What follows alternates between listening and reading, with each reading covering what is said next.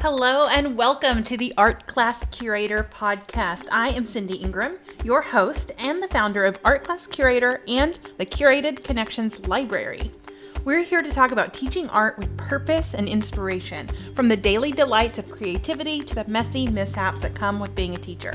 Whether you're driving home from school or cleaning up your classroom for the 15th time today, take a second, take a deep breath, relax those shoulders, and let's get started. Hello, everybody. It is Cindy Ingram, and I am back for your day 2 of Beyond the Surface. We are doing a free course on Art Class Curator this week. It is in 3 places. It is in your email, and it is in the podcast, which you're listening to right now, and then it is also on our Facebook group for our community, which is the Art Class Curator Collective. Now, you don't have to have Facebook to learn from the course. That is only kind of a smaller piece. I know a lot of people are ditching Facebook these days to keep their lives a little bit less noisy. So today we are going to talk about day 2. Oh, let me tell you how to sign up. So if you're not signed up for this free course, make sure you head over to artclasscurator.com/surface, enter your email into there, and then that will sign you up to get this free series. Now, you've already missed day 1, but it'll show you the past days you've missed. So today, what we're doing is talking about, our lesson is called From Crickets to Connections, What to Say to Get Them to Go Beyond What They See. So both today and tomorrow we are doing art discussion. So it is, not only just what you say, but how you move around the classroom, sort of the attitude that you have, the passion that you show, the types of things you do in terms of connecting what the kids are saying. All of that is going to go into an art discussion, and we actually have 4 pillars called curated conversations, and we're going to go over those tomorrow in tomorrow's lesson. In today's lesson, we're going to stick with what you actually say when you lead the discussion. And then yesterday's lesson, if you kind of skipped ahead, yesterday's lesson was about uncovering the barriers that are keeping you from showing more art, and then reinterpreting those to be more supportive. And then also we talked about finding your why. So I recommend going back to day 1 if you haven't yet read the lesson and listened to the podcast, because that'll get you sort of a foundation of helping you sort of become the person who does this type of teaching in your classroom before you get to the more how-to content. Because I've learned in my life, you can learn how to do something all day long, but if you don't have the motivation, if you don't have the support, if you don't sort of have that identity piece covered, you're going to be less likely to do the thing that you're being taught. So head on over to day 1 if you have not yet done that. So today we're going to talk about what we say. And it's a pretty simple thing. So you might already know this technique, probably already do. So we're going to talk about it and then talk about some other tips that I have on creating really good questions for a work of art. But the first strategy that I use to start any art discussion, and then I usually do sway away from this technique in the discussion too, but it's a really, really excellent place to start, and that is visual thinking strategies. It was developed by Abigail Housen and Philip Yenawine, and their website is vtshome.org. And on that website, you can see videos of them teaching this way. You can see some research that they've done about VTS and all sorts of things like that. They have training, certifications, things like that. So if you're really interested, you can dive deeper into their technique over there. But the main technique that they do with works of art is asking basically 3 questions. And those questions are, what's going on here? What do you see that makes you say that? And what more can you find? And I have a couple tweaks to this, and like I said, I also often go off book with those 3 questions as well. But what is good about that very first question, what is going on here, is that it goes straight to narrative. It goes straight to the meat of the artwork. It goes straight to the story. And humans are hardwired for stories. We are always looking for meaning. And we are more likely to remember something. We are more likely to have a positive experience with something if it's connected in some way to a story. So if we were to ask, what do you see, or what can you find as our first question, you would get things like, I see a tree, I see a house, I see a people, I see people. But you don't get right to the juicy stuff. But if you say, what's going on here, you're going to get, oh, I see two people and they are running away together. Or I see, whatever it was. So it gets us straight into the meaning, straight into the story. And then it gets them interpreting right away. And then the other questions, what do you see that makes you say that? That question encourages students to think about their own thinking. It encourages them to think about the choices that the artist made to create that experience and that interpretation.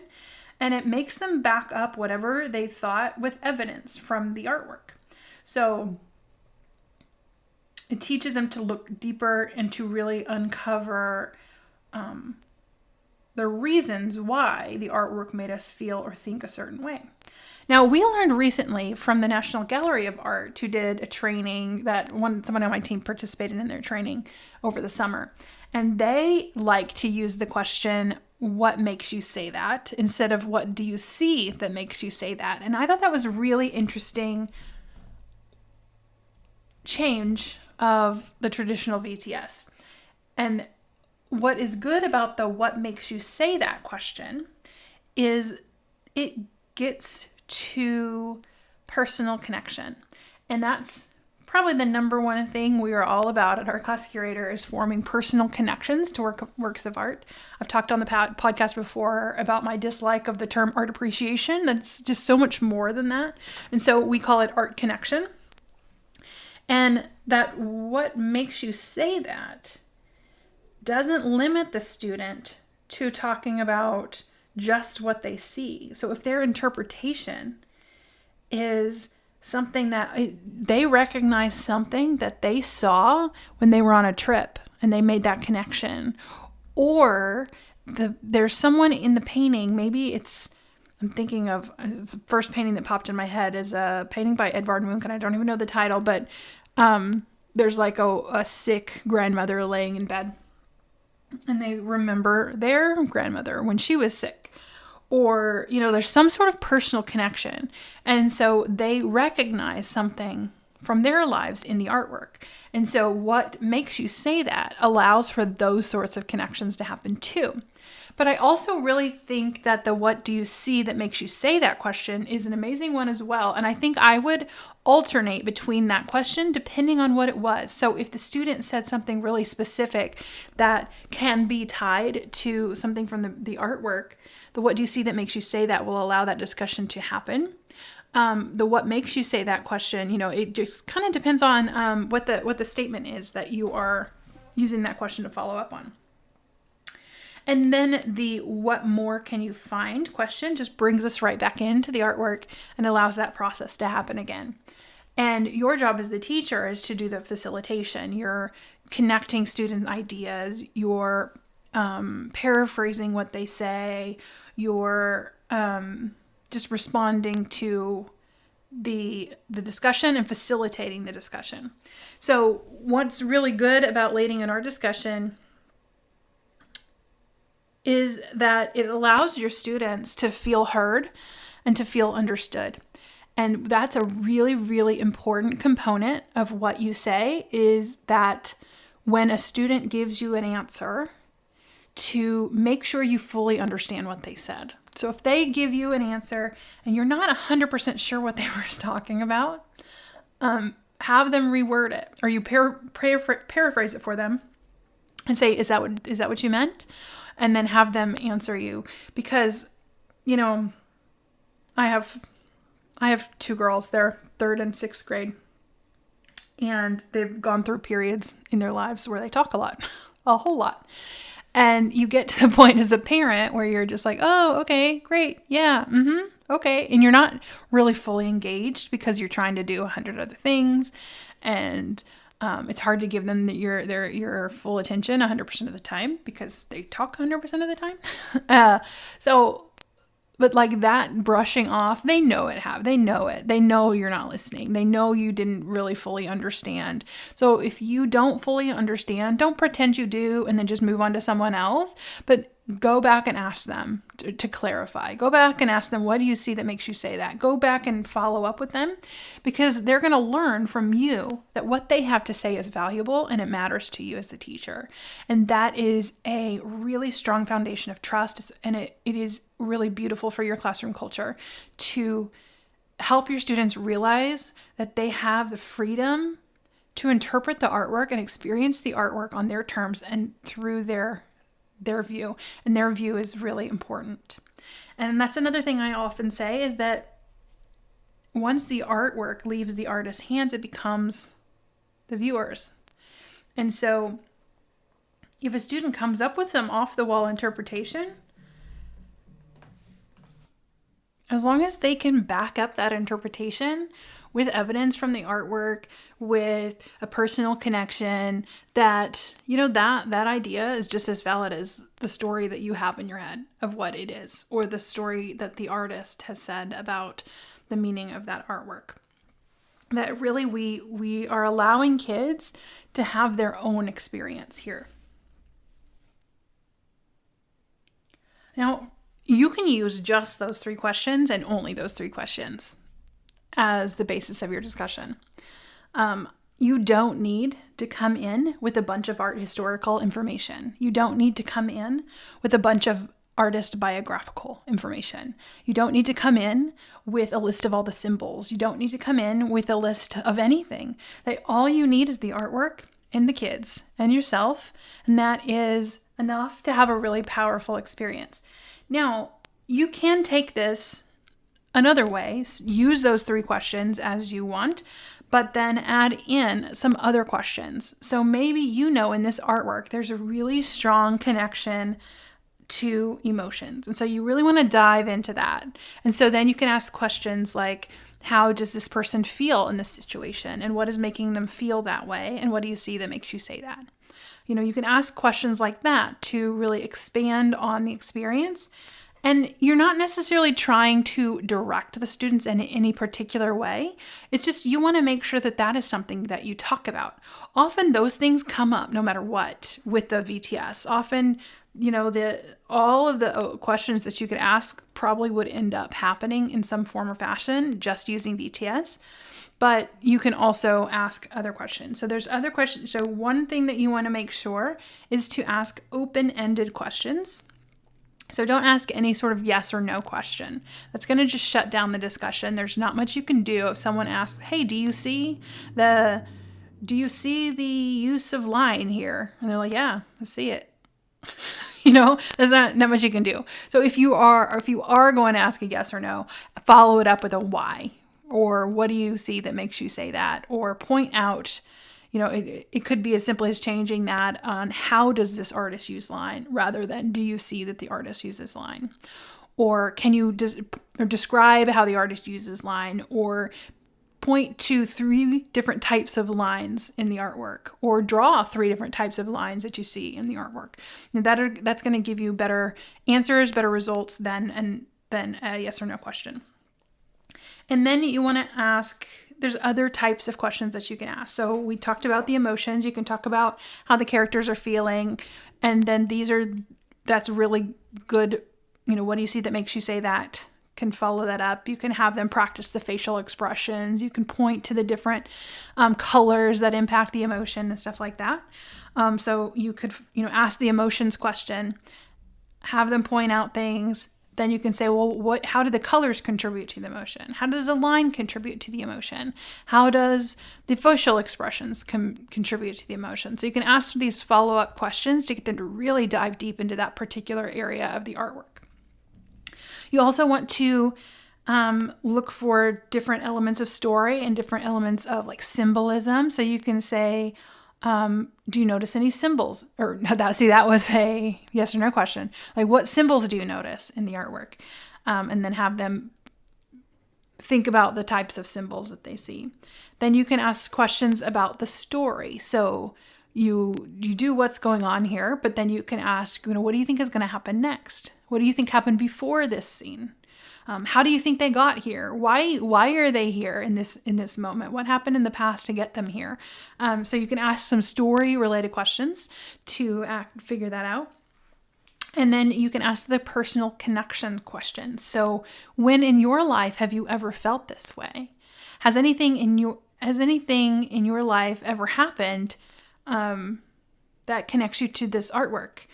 There's a lot of personal connections to be made, and then you also want to create a safe environment and an accepting environment for those students to share those sorts of connections. So you might often have them write the personal connections down if they don't want to share them out loud. That's another thing that you can do to create more of a safe space. They're not forced. I wouldn't force them to share, especially if it's like a kind of a sad painting or one with like deeper emotions. We don't want to force kids to talk and share their emotions with the whole class, but giving them an outlet for writing and things like that will allow you to get them to dive deeper as well. One of the techniques that I love, and I actually learned about it on Harry Potter's, or not Harry Potter, but the podcast is called Harry Potter and the Sacred Text. I know I've brought it up before on the podcast. I love it. But they go through Harry Potter chapter by chapter. And they look at it through a theme that week, and they really interpret the text. They talk about the story, they talk about the characters, and then they do a spiritual practice at the end. And they have several that they do, but one of them that they do, it's called Lectio Divina, and it dates back to, gosh, I don't even know when, like hundreds of years ago. It dates back to the 3rd century. Just looked it up. So what they take a piece of text, a biblical passage, usually just like a sentence. In the Harry Potter text, it's just a sentence. And they first analyze it through the narrative. So you're looking at the narrative and you're figuring out, what's going on in the piece of text. And in our case, the artwork. And then they look for the symbols. So they're looking for any symbols or hidden meanings in the artwork. And then picking it apart that way. So that's really your visual literacy. That's really your art analysis. And then you go further and you say, well, how does this artwork remind you of your own life? What in this artwork reminds you of your own life? And so I've used this one. We do a workshop at the Meadows Museum a few times in Dallas, and there's a painting there called Sopa de Europa, Soup of Europe, and by Miguel Barcelo. And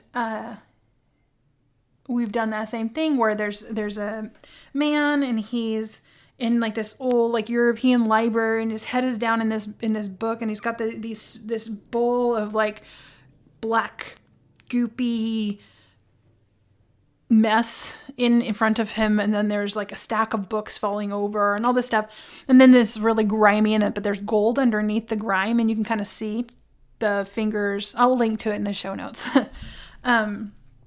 so you can see it. But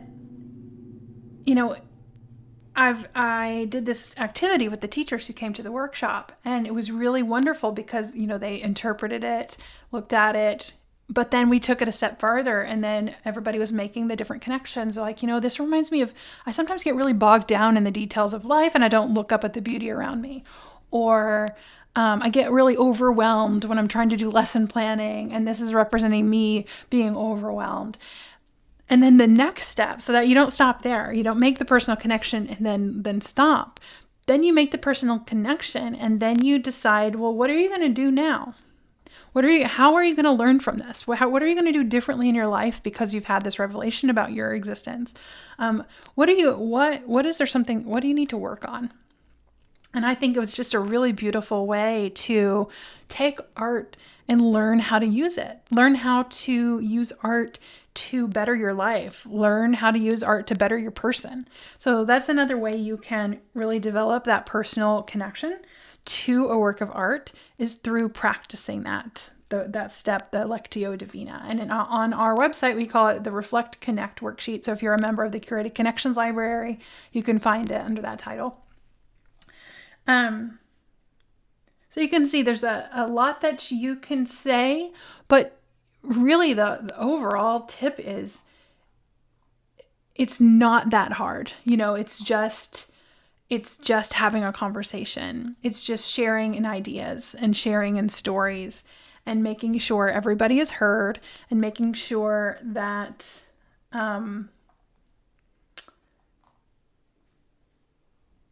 that you're not sort of pushing any sort of agenda on them on what you want them to figure out, but that you can allow that to unfold in the discussion. So it's kind of taking the pressure off of yourself.